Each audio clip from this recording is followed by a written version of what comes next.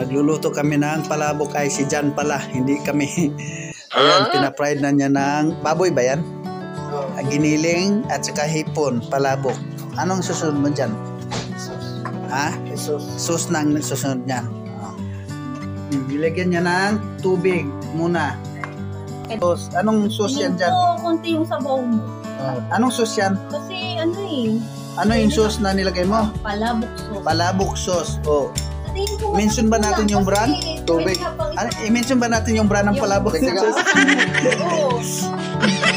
Ito si Grace na nagpatuloy sa palabok. Iwan ko nasaan si Jan. This is sa daldal. Ano, ilalagay mo na ba yan? Sauce? O, ilalagay na niya yung sauce. Kasi natapos na ni Jan yung sauce. Magawa. Cook ni Jan and Gracia. Nasaan yung itlog at saka chicharon dito?